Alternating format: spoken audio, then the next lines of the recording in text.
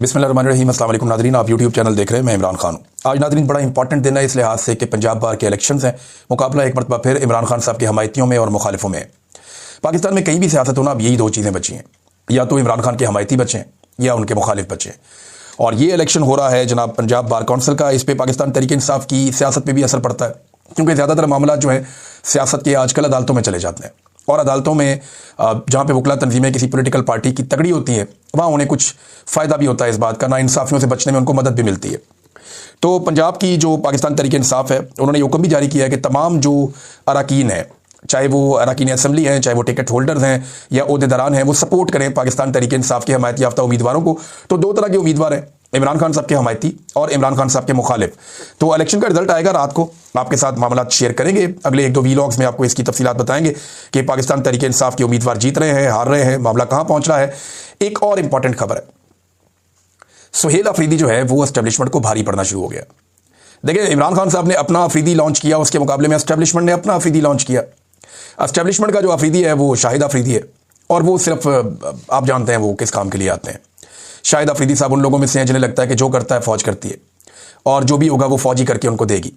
हाँ, फौज की इज्जत करनी चाहिए, एहतराम करना चाहिए, और उनकी कुर्बानियों का भी जो है वो अगर आप जायज़ा लें तो फौज ने बड़ी कुर्बानियाँ भी दी हैं बाज़-औक़ात, और उन्होंने दहशतगर्दी के खिलाफ जंग में कुर्बानियाँ दी हैं, पाकिस्तान की सरहद की वो हिफाजत करते हैं, तो इस हिसाब से ठीक है। लेकिन शाहिद अफरीदी साहब जैसे लोग हैं वो ये जानते हैं कि पूरा सिस्टम जो है मिलिट्री एस्टेब्लिशमेंट चला रही है, तो वो मिलिट्री एस्टेब्लिशमेंट के सहारे अपनी ज़िंदगी को भी चलाने की कोशिश करते हैं। बहरहाल जो उन्हें कहा जाता है वो उसी चक्कर में पड़ जाते हैं। तो इमरान खान साहब का अफरीदी जो है वो अब इन एक्शन, उसने जो एक स्टेटमेंट दिया है उससे सूरत हाल तब्दील हो गई। जो सुहेल अफरीदी ने ये काम किया ना, ये बहुत ज़बरदस्त काम हुआ है, क्योंकि एस्टेब्लिशमेंट के देखें दो तीन चीज़ें ऐसी हैं जिनमें एस्टेब्लिशमेंट को प्रॉब्लम होती है। खैबर पख्तूनख्वा से एस्टेब्लिशमेंट को मसला क्या है? तीन चीज़ों का मसला है ना। नंबर एक, उन्हें मसला ये कि यहां से कोई तहरीक खड़ी ना हो जाए इमरान खान साहब की। अब जब गंडापुर साहब थे तब तो एस्टेब्लिशमेंट बड़ी खुश थी। शेर अफजल मरवत साहब ने यह दावा भी किया कि गंडापुर से आर्मी चीफ आसिम मुनीर भी बड़े खुश थे। तो इमरान खान साहब से, या तो इसका मतलब है इमरान खान साहब का फैसला ये भी ठीक निकला कि गंडापुर को हटा दिया जाए, क्योंकि देखें ना, एक आदमी से अगर इमरान खान भी खुश है और आसिम मुनीर भी खुश है, ये तो मुमकिन नहीं है। या तो एक आदमी इस वक्त, क्योंकि इमरान खान में और आसिम मुनीर में इस वक्त जो मामला पैदा हो चुका है ना, उस मामले के बाद या तो कोई शख्स आसिम मुनीर को खुश रख सकता है या इमरान खान को खुश रख सकता है। लेकिन अली अमीन गंडापुर साहब की मौजूदगी में खैबर पख्तूनख्वा से एस्टेब्लिशमेंट को ठंडी हवा आती थी, इतना भी प्रॉब्लम होता नहीं था। तो एक तो प्रॉब्लम यह है कि खैबर पख्तूनख्वा से कोई तहरीक खड़ी नहीं होनी चाहिए। दूसरा यह है कि वहाँ के जो वसाइल हैं, मादनियात हैं, उनके हवाले से पूरी दुनिया की नज़र होती है, आपको पता है मादनियात पे। मगरबी ममालिक के अंदर बहुत बड़े बड़े इन्वेस्टर्स बैठे हुए हैं, चाइना की भी नज़र इन्हीं मादनियात पे है। तो उन मादनियात का एक कंट्रोल जो है वो एस्टेब्लिशमेंट के पास होना चाहिए। दूसरी बात यह है, और तीसरा, खैबर पख्तूनख्वा के अंदर ऑपरेशन चलता रहना चाहिए। देखें, जितना ऑपरेशन चलता है ना, किसी एरिया में जब ऑपरेशन होता है तो फोर्सेस की उतनी ज़्यादा रेलिवेंसी बढ़ जाती है। जो ममालिक तरक्की कर रहे होते हैं ना, वहाँ सियासतदानों की रेलिवेंसी बढ़ती है। जिन ममालिक में तालीम और साइंस आगे जा रही होती है, वहाँ पे वजारत साइंस और वजारत तालीम की रेलिवेंसी बढ़ जाती है। जिन ममालिक में सियाहत बहुत ज़्यादा होती है, वह वज़ीर आज़म के बाद सबसे इंपॉर्टेंट वज़ीर सियाहत होता है। अब इसी तरह जो पाकिस्तान जैसा मुल्क है, वहाँ पे सारे मामलाती दिफाई हैं, लिहाजा जो दिफा के इदारे हैं वही इंपॉर्टेंट हो जाते हैं। वज़ीरों की तो यहाँ पे औकात कोई नहीं है, तो एस्टेब्लिशमेंट सारे मामला चलाती है। तो जितना ज़्यादा बदअमनी रहेगी उतनी ज़्यादा रेलिवेंसी रहेगी सिक्योरिटी फोर्सेस की। लिहाजा खैबर पख्तूनख्वा में एक ऑपरेशन और चाहिए। हालांकि लगातार खैबर पख्तूनख्वा में गुज़िश्ता कई दहाइयों से ऑपरेशन ही होते चले जा रहे हैं, लेकिन अमन नहीं आ रहा। बलूचिस्तान लगभग 50 साल से ऑपरेशन की जद में है, अभी तक बलूचिस्तान में बिल्कुल अमन नहीं आ सका। जो अकबर बुगटी को कत्ल किया गया, उसके बाद यह दावा किया गया कि अब बलूचिस्तान कंट्रोल में आ गया। 10,000 से ज्यादा लाशें उसके बाद उठाई गई हैं, और अमन व अमान की सूरत हाल पर इन सबके साथ बातचीत की। उन्होंने कहा, जनाब इस पर कोई दो राय है ही नहीं हम सबकी कि यहाँ पे अमन और इस्तेहकाम हुकूमत की अवलीन तरजीह, और यहाँ पे ये होना चाहिए। इसी तरह पाकिस्तान आगे बढ़ेगा। और यह फैसला किया कि एक मुश्तरका जरगा बुलाया जाए, और स्पीकर साहब उसके लिए दावत देंगे, और वो सबको बुलाएंगे और सारे लोग इकट्ठे हो जाएंगे। तो अब ये अगर सारे इकट्ठे हो जाते हैं ना, तो एस्टेब्लिशमेंट के लिए मुश्किल पैदा हो जाएगी। देखिए, जब तक ये डिवाइड रहेंगे, एस्टेब्लिशमेंट अपनी मर्जी से ऑपरेशंस कर सकती है, क्योंकि अलग अलग ये तमाम लोग ऑपरेशन के खिलाफ है। इमरान वली खान के मुंह के आगे आप माइक करें, वो कहेंगे जी ऑपरेशन नहीं होना चाहिए, हम इसके खिलाफ हैं। आप फजलुर रहमान के मुंह के आगे माइक करें, वो कहेंगे नहीं ऑपरेशन नहीं होना चाहिए, आप इसके खिलाफ हैं। आप जमात इस्लामी से पूछें, वो कहेंगे जी ऑपरेशन हम नहीं मानते, हम इसके खिलाफ हैं। इवन जो बाकी लोग पाकिस्तान पीपल्स पार्टी और PMLN के मकामी सियासत करते हैं वहां पे खैबर पख्तूनख्वा में, वो भी कोई ऑपरेशन के बड़े हमायती नहीं है। वो ये जानते हैं कि ऑपरेशन की हमायत करने का मतलब यह है कि खैबर पख्तूनख्वा के अंदर अपनी रही सही सियासत को दफन कर देना। वजह यह है कि खैबर पख्तूनख्वा के अंदर आप फिरते रहें, आपको बड़ी मुश्किल से कोई बंदा मिलता है जो ऑपरेशन का हमायती होता है। खैबर पख्तूनख्वा में ज्यादातर लोग मिलिट्री ऑपरेशन के खिलाफ हैं और वो ये समझते हैं कि मिलिट्री ऑपरेशन जो इतनी बड़ी तादाद में खैबर पख्तूनख्वा में पहले हो चुके हैं उनसे अमन नहीं आया तो आइंदा अमन कैसे आएगा। वो एक पॉलिटिकल सोल्यूशन चाहते हैं कि जनाब ठीक है, बैठे जगह बुलाएं, बात करें, ताकत का इस्तेमाल रियासत जरूर करे लेकिन उनके खिलाफ करे जो आगे से गोली चलाते हैं। ये जो कोलेटरल डैमेज है ये खत्म होना चाहिए। अब कोलेटरल डैमेज को लेकर कई लोग भाषण दे रहे थे कि जनाब कोलेटरल डैमेज हो गया तो क्या हो गया। भाई पंजाब में करवा के देख लेना आप एक दफा कोलेटरल डैमेज, आप इस्लामाबाद में करवा लें कोलेटरल डैमेज, आप करवा के देख लें अपने बच्चों को, अपनी फैमिलीज को, आप कोलेटरल डैमेज के अंदर जाता हुआ देखेंगे, आपको पता चल जाएगा कि ये कितनी खौफनाक चीज है कि जो जुर्म आपने किए ही नहीं, आपको उसका पता ही नहीं है, अचानक एक बम आता है और आप सारे मारे जाते हैं। ख्वाजा आसिफ साहब इसकी तवज्जो देते हैं कि जनाब कोलेटरल डैमेज तो होगा, फिर तो सारे मारे जाएंगे, सबको भुगतना पड़ेगा। तो ख्वाजा साहब अगर आपके घर पे ये हो जाए तो आपको भुगतना पड़े तो फिर आप क्या करेंगे। तो दहशतगर्दी हुकूमती पॉलिसीज की वजह से आई है, रियासत ने खुद इन दहशतगर्दों को पाला है, तो अवाम इस पर कुर्बानी क्यों दें, अवाम इसमें क्यों मरे, ये है वो बड़ा सवाल जो यहां पे उठाया जाएगा। अब अलग अलग तो ये सारे कहते हैं कि ऑपरेशन नहीं होना चाहिए, लेकिन जब ये इकट्ठे होकर कहेंगे तो खैबर पख्तूनख्वा की मुश्तरका आवाज आ जाएगी कि जनाब मिलिट्री ऑपरेशन बंद किया जाए, हम कोई और सोल्यूशन निकाल कर दे रहे हैं। बातचीत करते हैं, जरगे करते हैं, जहां पे ताकत का इस्तेमाल करना है सूबाई हुकूमत करे, अपनी पुलिस को स्ट्रेंथन करे, इनके वसाइल इनके हवाले किए जाए, इनका पैसा इनके हवाले किया जाए, इनकी मादनियात के ऊपर कब्जा छोड़ दिया जाए, जो खैबर पख्तूनख्वा का पैसा है वो उनको दिया जाए ताकि वो अमनो मान के लिए इस्तेमाल करे। और जहां जरूरत पड़ेगी खैबर पख्तूनख्वा की गवर्नमेंट को, वो पैरामिलिट्री फोर्सेज या मिलिट्री को बुला के ऑपरेशन को आगे बढ़ा सकते हैं। ये इख्तियार भी फिर उनके पास है। तो अब ये मामला जो है वो सुहेल अफरीदी साहब ने कर दिए। एस्टेब्लिशमेंट कोशिश तो करेगी ये कामयाब ना हो, लेकिन बहरहाल ये होने जा रहे हैं और ये जगह होगा। नाज़रीन, 27वीं आईनी तरमीम के हवाले से कुछ लोगों ने दावा किया, जिनमें एक दावा जो है वो किया गया फजल रहमान साहब की पार्टी के एक सीनियर रुकन है जो बड़े मशहूर हो गए थे 26वीं आईनी तरमीम के दौरान भी, उन्होंने भी वो दावा किया और फैसल चौधरी साहब ने भी ये दावा किया और फजल रहमान साहब की पार्टी ने भी ये दावा किया, कुछ और लोग भी ये दावा कर रहे हैं कि 27वीं आईनी तरमीम पीर को लाई जा रही है और ये एक्सटेंशन से पहले शायद इसे मुकम्मल किया जाएगा। देखिए, अगर 27वीं आईनी तरमीम आ जाती है ना तो एक चीज़ आप सबको याद रखनी चाहिए कि अदालतों का अमली तौर पर वजूद बिल्कुल ख़त्म हो जाएगा। अभी तो अदालतें सिसक रही हैं ना, बहुत सारी ऐसी चीज़ें जो 26वीं आईनी तरमीम में एस्टेब्लिशमेंट नहीं करवा पाई वो अब 27वीं आईनी तरमीम में हो जाएंगी। मैंने आपको बहुत पहले एक बात कही थी कि 26वीं आईनी तरमीम के बाद 27वीं आईनी तरमीम आएगी और असल तरमीम वही होगी। ये 26वीं आईनी तरमीम सिर्फ इसलिए की गई है ताकि 27वीं आईनी तरमीम का जो एक्चुअली करना चाह रही है एस्टेब्लिशमेंट, उसका रास्ता खुल जाए, और वो रास्ता अब खोला जा रहा है। यानी नंबर पूरे करने थे ना, तो 26वीं आईनी तरमीम के जरिए से आईनी बेंच बनाया गया। अब उस आईनी बेंच ने नंबर पूरे करने के लिए जो मखसूस नशिस्तें थीं पाकिस्तान तहरीक इंसाफ की, वो माले गनीमत के तौर पर बाकी सारी पोलिटिकल पार्टीज में बांट दी। अब उन सबके पास अपनी अपनी मखसूस नशिस्तें आ गई। अब एस्टेब्लिशमेंट को जो है वो छापे मारने की जरूरत नहीं पड़ेगी। अब एस्टेब्लिशमेंट चादर और चारदीवारी के तकद्दुस शायद पामाल ना करना पड़े। अब उन्हें बहुओं, बेटियों और माओं को अगवा करने की जरूरत नहीं पड़ेगी। पार्लियामेंट लॉजेस और पार्लियामेंट हाउस के अंदर नकाब पोशों को दंदनाते हुए आने की जरूरत नहीं पड़ेगी। लोगों के बच्चे अगवा करने की जरूरत नहीं पड़ेगी। अरकान असम्बली को खरीदने और उनको दबाव में लेने की जरूरत नहीं पड़ेगी, क्योंकि मखसूस नशिस्तों का तोहफा आईनी बेंच दे चुका है। तो ये माले गनीमत को इस्तेमाल करके अब 27वीं आईनी तरमीम लाई जाएगी।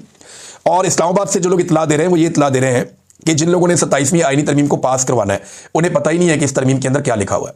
बस ये आएगी और पास हो जाएगी और कोशिश ये है कि ये काम एक्सटेंशन से पहले हो जाए। अब देखते हैं कि क्या होता है। बहरहाल ये कुछ लोगों का दावा है, वो दावा मैंने आपके सामने रख दिया है। दावा करने वाली जो मेन शख्सियत है वो कामरान मुर्तज़ा साहब हैं, फजल रहमान साहब की पार्टी के। नाज़रीन, अमरीकी जहाज आने के बाद जब अमरीकी तेल पहुंचा पाकिस्तान में, तो मैंने आपसे कहा था कि पाकिस्तान में तेल या तो महंगा होगा या पाकिस्तानी हुकूमत अपने बजट में से कट लगा के अमेरिका को खुश करने की कोशिश करेगी ये तेल लेने के लिए। लेकिन मेरा जो पहला अंदाजा है वो ठीक निकला। 2.5 रुपये और 3 रुपये का इजाफा हो गया पेट्रोल और डीजल की कीमत में, और अभी एक अमेरिकी जहाज आया। अमेरिका को मजीद खुश रखने की कोशिश की जाएगी। पाकिस्तानी कितनी भी कोशिश करें अमेरिका को खुश रखने की, मैं एक बात आपको बता देता हूं कि उनके ताल्लुकात भारत के साथ हमेशा बेहतर रहेंगे। ये वक्ती तौर पर एक तातुल जो आपको दिखाई दे रहा है ये सिर्फ एक धोखा है। अमेरिका का और भारत का जो अलायंस है वो नेचुरल है।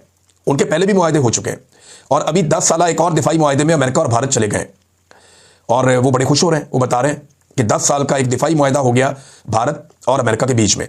इससे पहले भी भारत और अमेरिका के बीच में बहुत सारे दिफाई मुआहदे हो चुके हैं। और जो लेटेस्ट खबर है वो भी मैं आपको बता देता हूं कि इंडिया और यूनाइटेड स्टेट्स ऑफ अमेरिका के बीच में एक फाइनलाइजेशन हो रही है बायलैटरल ट्रेड एग्रीमेंट की, यानी दो तरफा जो तजारती एक मुआहदा है उसको भी फाइनलाइज किया जा रहा है। और जितने भी इश्यूज हैं इन दोनों ममालिक के बीच में टैरिफ समेत, उन तमाम इश्यूज को इस वक्त हल किया जा रहा है और बताया ये जा रहा है कि ये बहुत करीब पहुंच गए हैं एक ट्रेड एग्रीमेंट के, अमेरिका और भारत। तो तारीफें तो ट्रंप साहब करते हैं पाकिस्तान की और भारत को लगाते हैं अचुके। वो भारत को ये कहते हैं कि जनाब ब्यूटीफुल, ब्रांड न्यू, 7 प्लेन्स, हालांकि पाकिस्तान 6 कहता है। लेकिन वो भारत को टीके लगाते हैं ट्रंप साहब। लेकिन उसके बदले में भारत के साथ एक दिफाई मुआहदा भी कर लिया और भारत के साथ एक ट्रेड एग्रीमेंट भी करने जा रहे हैं जो बहुत करीब पहुंच गए हैं। तो पाकिस्तान को क्या मिला? पाकिस्तान को कुछ नहीं मिला, सिर्फ तारीफें मिली है। और पाकिस्तान से अमेरिका को चाहिए क्या? एक तो इसराइल के लिए खतरात खत्म करने हैं, यानी जो फोर्स जाएगी। अब ख्वाजा आसिफ दौड़ गए हैं इस बात से कि जनाब हमास को गैर मुसल्लह करने में हम नहीं है, कभी कहते हैं कभी कहते हैं नहीं है। बैरिस्टर अकील जो है वो कोई और बात करता है। ये लोग ना 3 में ना 13 में, इन्हें पता ही नहीं है। सिर्फ मिलिट्री एस्टेब्लिशमेंट को पता है, वो फैसला करेगी और फौज चली जाएगी। जब फौज जानी होगी तो फैसला मिलिट्री एस्टेब्लिशमेंट करेगी, पार्लियामेंट की, काबीना की, वजीर आजम की, वजीर दिफा की, इनकी कोई औकात नहीं है। ये कुछ नहीं बेचते।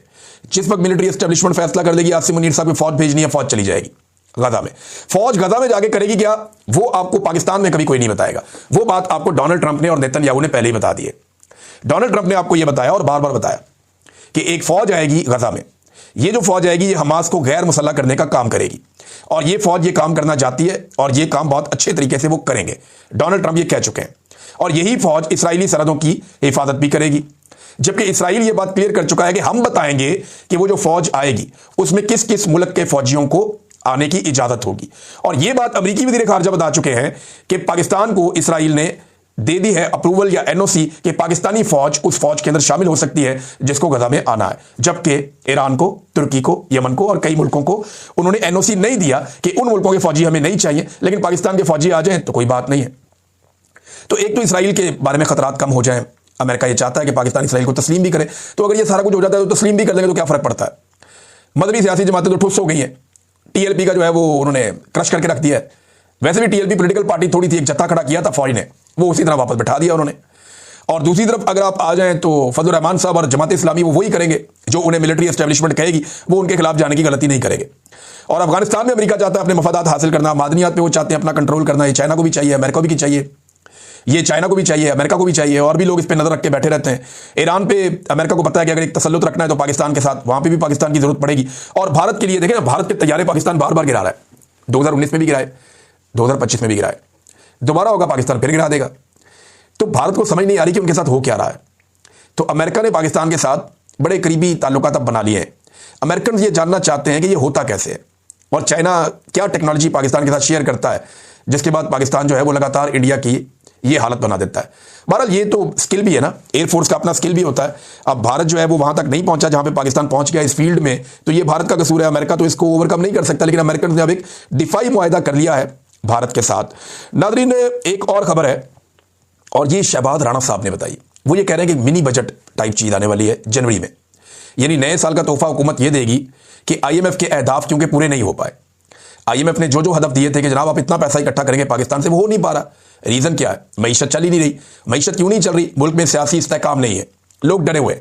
लोग पैसा निकालने से डरते हैं कि एक दिन में इनकी पॉलिसी ये होती है, दूसरे दिन इनकी पॉलिसी कुछ और होती है। लोग डरे हुए हैं, कभी ये जंगी बातें करते हैं, कभी अफगानिस्तान से जंग, कभी इंडिया से जंग, कभी किसी और जंग का हिस्सा। तो एक अजीब किस्म के जनून में पाकिस्तान को मुब्तला किया हुआ है। ना वहां पे सियाहत का काम है, ना किसी और चीज का काम है। तो इसलिए जो है वो आईएमएफ के अहदाफ पूरे नहीं हुए। जो हुनरमंद लोग हैं वो पाकिस्तान छोड़ छोड़ कर जा रहे हैं, जिनके पास पैसा है वो पैसा लेकर पाकिस्तान से बाहर भाग रहे हैं और पाकिस्तान के अंदर इन्वेस्टमेंट लाने के लिए कोई तैयार नहीं है। और जिन लोगों के पास कोई पैसा वो दबाकर बैठे हुए हैं कि जनाब हालात बेहतर होंगे तो हम पाकिस्तान में पैसा निकाल के कारोबार करेंगे। जब कारोबार ही नहीं हो रहा तो हुकूमत पैसा कैसे इकट्ठा करेगी?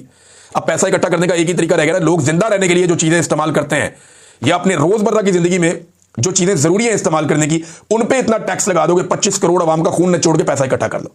ये वो पैसा इकट्ठा कर रहे हैं लेकिन हदफ पूरे नहीं हो रहे। अब जब हदफ पूरे नहीं हो रहे तो फिर जनवरी में एक नए टैक्सेस की भरमार आ रही है क्योंकि मईशत उठ नहीं पा रही। तो एक मिनी बजट की खबरें फैल रही हैं हर तरफ, वो आपको पता चल जाएगा आने वाले दिनों में। अमेरिका नाज़रीन मुबैना तौर पे एक नई जंग शुरू कर सकता है और ये जंग हो सकती है वेनेजुएला के साथ। ये जंग क्यों हो सकती है, मैं थोड़ा सा बैकग्राउंड आपको बताता हूं। तो वेनेजुएला में बहुत सारी मादनियात हैं, तेल है, बहुत सारे मादनी ज़खायर हैं, जिसके ऊपर अमेरिका की लाजमी बात है, उनका एक इंटरेस्ट होगा कि ये हमें मिल जाए। इतनी दूर दूर अमेरिका जाता है अपनी मादनियात के लिए, तो अपने आसपास छोड़ेगा वो? ये अमेरिका से बिल्कुल, अगर मैप में आप नीचे देखें तो मैक्सिको से नीचे आते हुए यहाँ पे एक बड़ा इंपॉर्टेंट मुल्क है समंदर के किनारे, वेनेजुएला। ऊपर हेटी भी है, क्यूबा भी है। तो ये जो वेनेजुएला है इसके बारे में खबरें आ रही हैं कि जनाब यहाँ पे कोई जंग जैसी कैफियत पैदा होने जा रही है और अमेरिकी फौजियों ने कुछ तैयारी व्यारी भी की है, इसके बारे से भी कोई इतलात आई है। तो अमेरिकी फौजी तैयारियों के बाद वेनेजुएला का जो सदर है मोटोरो, उसने रूस से हंगामी तौर पर फौजी इमदाद की दरख्वास्त की है और रूस से कहा हमें मिसाइल भी दिए जाएँ, जहाज़ों की मरम्मत की जाए, हमें रडार्स भी दिए जाएँ, उनकी मरम्मत किया जाए। चीन और ईरान से भी उन्होंने कहा जी हमें मदद दें। क्योंकि अमेरिका हमारे ऊपर हमला कर सकता है। तो दूसरी तरफ अमेरिका भी जानता है कि रूस को रोकना कैसे, और इसके लिए पेंटागन ने फौरी तौर पे ये अप्रूवल दे दी है कि यूक्रेन को लॉन्ग रेंज टॉम हाक मिसाइल दे दिए जाएं। अब सिर्फ डोनाल्ड ट्रंप ने अप्रूवल देनी है और मिसाइल वहां चले जाएंगे। यानी अगर रशिया मदद करता है वेनेजुएला की, तो अमेरिका बहुत सारे मिसाइल जो हैं वो पहुंचा देगा यूक्रेन को। तो उसके बाद क्या रूस अपने जो लॉन्ग रेंज मिसाइल है उनका इस्तेमाल नहीं करेगा? रशिया भी करेगा, फिर बहुत तबाही होगी और इसका नतीजा जो है सबको भुगतना पड़ेगा। और वेनेजुएला में रशिया अगर अपने हथियार देता है तो इसका खुमियाजा फिर अमेरिका को भुगतना पड़ेगा। तो ये एडवेंचर के लिए काम नहीं आएगा। एक्चुअली वेनेजुएला में करना क्या है, एक रिजीम चेंज करना है अमेरिका ने, और वो किस लिए करना है इधर मैं आपको खबर दे देता हूं। ये एक खातून है, इनका नाम है, अपोजिशन लीडर है आजकल, मारिया कोरिना। इनको अमन का नोबेल इनाम भी दिया गया कुछ अर्सा पहले, और ये बताया गया इन्होंने डिक्टेटरशिप के खिलाफ बड़ी जबरदस्त इनकी खिदमत थी, तो इनको ये इनाम दिया गया।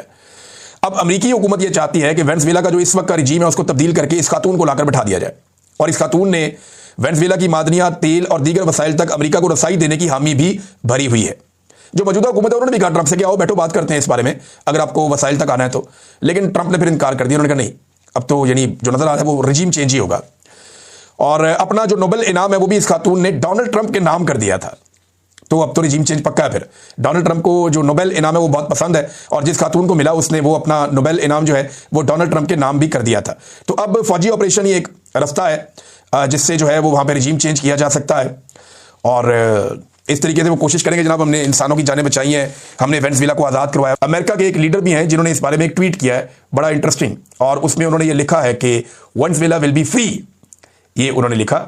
और ये रिप्रेजेंटेटिव है अमेरिकन कार्लोस ए जेमिनेज, इन्होंने जनाब ये लिखा है। तो अब देखते हैं कि ये जंग होती है या नहीं होती। बहरहाल पाकिस्तान की जानिब से तो बार बार दबाव डाला जाता है कि डोनाल्ड ट्रंप को अमन का नोबेल इनाम जरूर दिया जाए। तक इतने अपना ख्याल रखिएगा, अपने इस चैनल का भी। अल्लाह हाफ़िज़।